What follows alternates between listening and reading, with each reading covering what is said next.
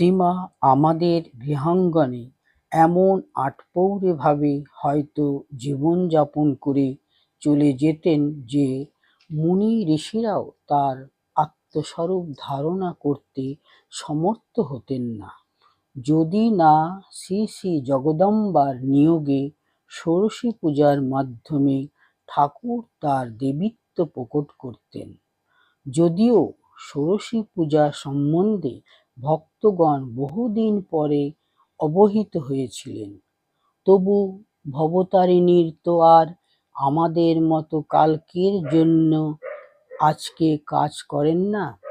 তিনি কালের ভাঁজে ভাঁজে করা কাজ সাজিয়ে সাজিয়ে রাখেন।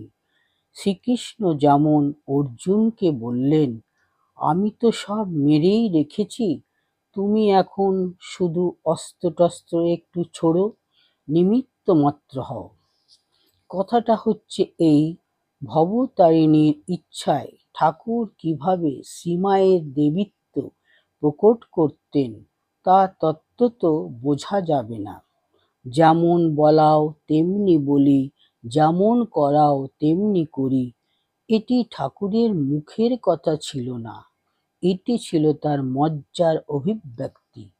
এমনি ভাবে গোলাপ মাকে ঠাকুর একদিন বলেছিলেন, ও সারদা সরস্বতী জ্ঞান দিতে এসেছে, রূপ থাকলে পাছে অশুদ্ধ মনে দেখে লোকের অকল্যাণ হয়, তাই এবার রূপ ঢেকে এসেছে। অন্য সময়ে বলেছিলেন, জ্ঞানদায়িনী মহাবুদ্ধিমতী, ও কি যে সে, ও আমার শক্তি।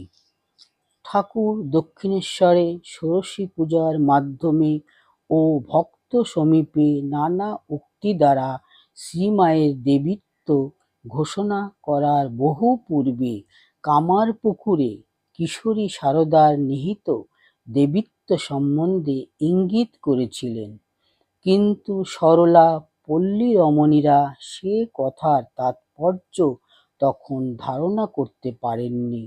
ঠাকুর যখন পল্লী রমণীদের উপদেশ দিতেন, সারদা সেসব কথা শুনতে শুনতে ঘুমিয়ে পড়তেন।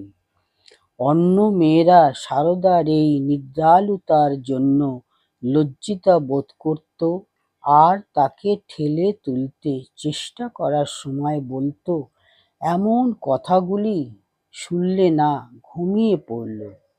ঠাকুর বলতেন, না গো না, ওকে তুলো না, ও কি সাধে ঘুমোচ্ছে, এসব কথা শুনলে ও এখানে থাকবে না, চো-চা দৌড় মারবে।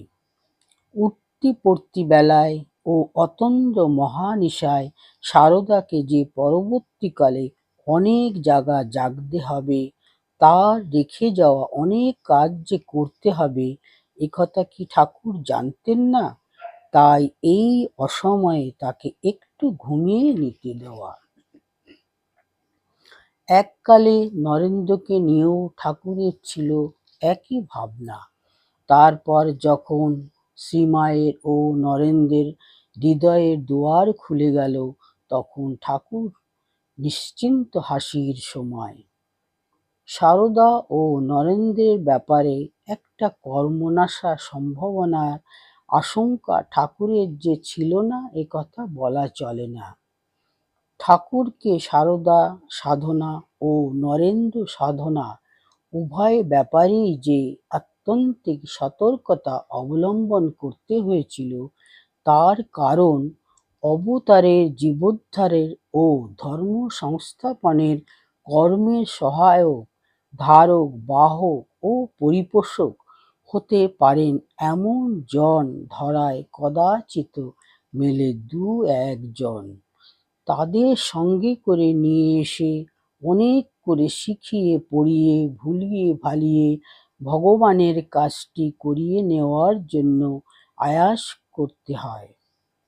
তবে এমন একটি সময় আসে যখন তারা নিজেরা সাগ্রহে ঈশানসঙ্গীর দায়িত্ব সম্বন্ধে অবহিত হয়ে স্বেচ্ছায় সানন্দে তা নিজেদের বিকশিত শক্তির সক্রিয়তায় তুলে নেন। যতদিন সারদার এ অবস্থায় ঠিক পৌঁছে যাওয়া হয়নি, ততদিন ঠাকুর শ্রীমায়ের রক্ষণাবেক্ষণের ব্যাপারে ছিলেন অত্যন্ত ত্রস্ত। একবার মায়ের মাথা ধরলে ঠাকুর বড়ই উদ্বিগ্ন হয়ে পড়লেন এবং পুনঃ পুনঃ রামলাল দাদাকে জিজ্ঞাসা করতে থাকলেন, ওরে রামলাল, মাথা ধরলে কেন রে? অন্যদিন রামলালের নিকট নিজের এই অবোধ উদ্বিগ্নতার কারণ নিজের প্রায় অজ্ঞাতেই ব্যক্ত করে ফেললেন। সাংসারিকতায় অনভ্যস্ত ঠাকুর নিজের অবিদ্যমান সংসার বিষয়ে কোনো কোনো সময় যেন ভাবিত হয়ে উঠতেন। এটি তার চিন্তা বিলাসের আভাস ছাড়া আর কিছু না হলেও তার ভাবনার পরিপ্রেক্ষিতে হঠাৎ বিদ্যুৎ দীপ্তির মতো সারদা স্বমহিমায় বিভাসিত হয়ে উঠতেন। তখন দক্ষিণেশ্বরে ভক্ত সমাগম আরম্ভ হয়ে গেছে। কুঠির ছাদ থেকে ঠাকুর, তোরা সব কে কোথায় আছিস, আয় রে, তোদের না দেখে আর থাকতে পারছি না, এই বলে ঈশ হৃদয়ে যে প্রেম আহ্বান অন্তরিক্ষে আপন প্রাণবেগ মন্ডিত করেছিলেন, তার ওই দুর্নিবার চুম্বকাকর্ষণের আর্ত জিজ্ঞাসু ও জ্ঞানীগণের ভিড় জমতে থাকল দক্ষিণেশ্বরে। আর এদের অনেকে ভারতীয় প্রাচীন প্রথা অনুযায়ী খালি হাতে সন্ত দর্শনে আসতেন না। ঠাকুরের কাছে প্রচুর ফল মিষ্টি আসত, সবই তিনি নহবতে শ্রীমায়ের কাছে পাঠিয়ে দিতেন। শ্রীমা এসবের অগ্রভাগ ঠাকুরের জন্য উঠিয়ে রেখে অন্য সব ভক্ত বা পাড়ার বালক বালিকাদের মধ্যে বিলিয়ে দিতেন।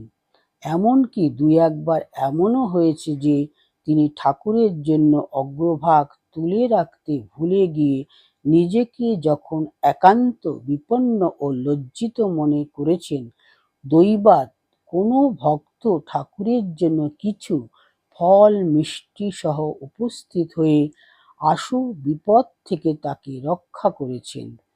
তবু মাতৃভাবে ভাবিতা সারদার এতেও সাংসারিকতার হাতে খড়ি পড়ত না। ঠাকুর শ্রীমায়ের এই স্বভাবের কথা জেনেই হয়তো তাকে শিক্ষা দেবার জন্য একদিন অনুযোগের সুরে বলেছিলেন, এত খরচ করলে কিভাবে চলবে? কথাটি শুনে শ্রীমা ঠাকুরের ঘর থেকে বিনা বাক্যব্যয়ে নহবতের দিকে ফিরে গেলেন। তখন ঠাকুর ব্যতিব্যস্ত হয়ে ভ্রাতুষ্পুত্র রামলালকে বললেন, ওরে রামলাল, যা তোর খুড়িকে গিয়ে শান্ত কর, ও রাগ করলে নিজেকে দেখিয়ে এর সব নষ্ট হয়ে যাবে। এটি শ্রীমায়ের মাতৃশক্তির নিকট ঠাকুরের স্বেচ্ছাকৃত পরাজয়ের সূচক তো বটেই, ততোধিক এখানে শ্রীমায়ের মহিমা প্রকাশক ঠাকুরের এই একটি গুরুত্বপূর্ণ ঘোষণা রয়েছে, সারদা রাগ করলে রামকৃষ্ণের সব নষ্ট হয়ে যাবে।